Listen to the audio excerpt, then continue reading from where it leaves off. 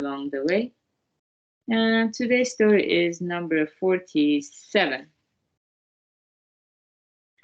And Yuichi has it on the screen for us. Thank you. It's on page 128. The man who had everything.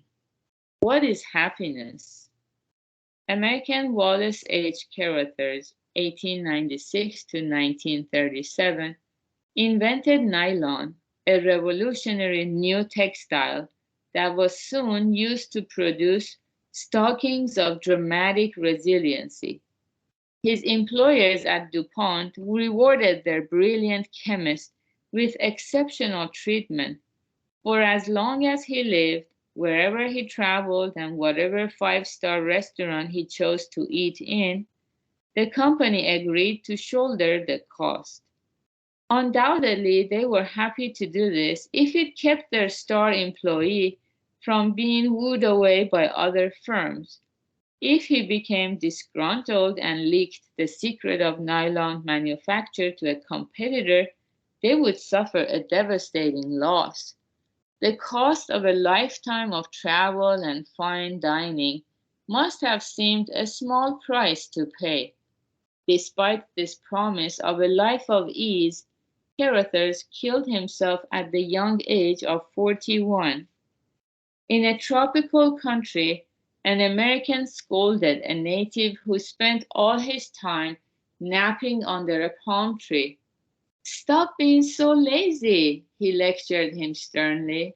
"Why don't you get a job and make yourself some money?" "What would I do with money?" "Save it in the bank, and before you know it, you'll have a big pile." "What would I do with a big pile of money?" "Build a fine house for yourself.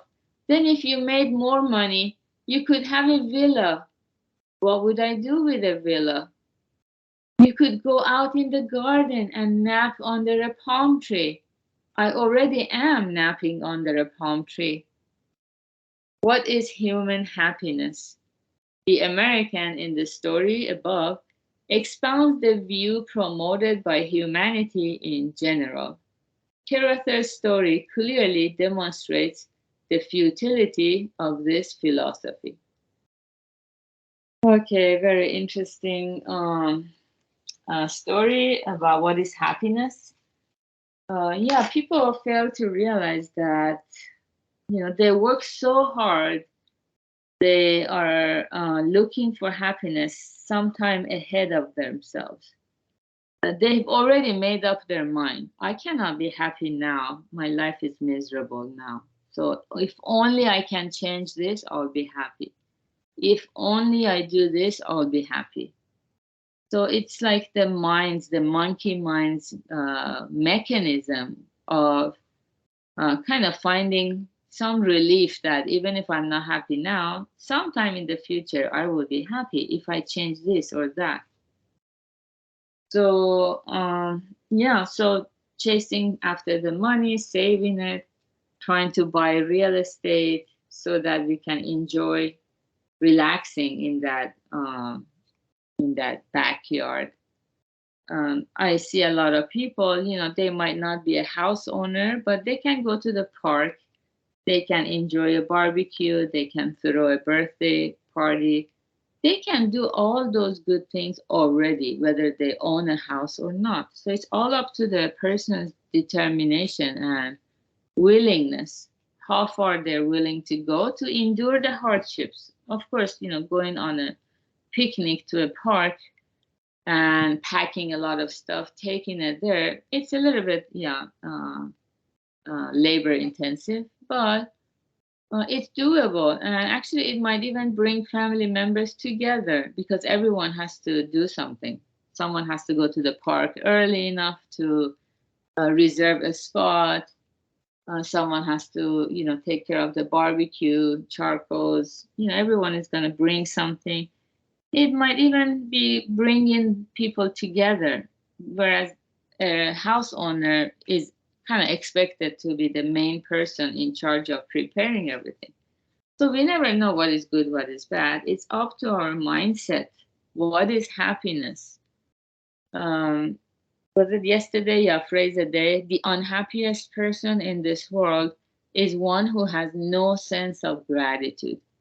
So if we don't have sense of gratitude and we don't know how to cultivate it on a daily basis, we have to grow it. That's what cultivation means, right? You have to grow it. It's an active process.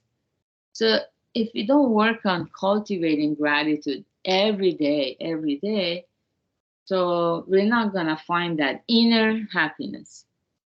Therefore, we always want to find happiness from outside of ourselves. Once I have a good partner, once I have a good house, once I live in a good neighborhood, it's always something out there. And yeah, so the first story too, characters, he had everything provided by his company. He had good income. He was even told he could go to any restaurant he wanted and the company would shoulder the cost. Sounds like so comfortable and convenient. But we realized those things are not the root cause of suffering. So even if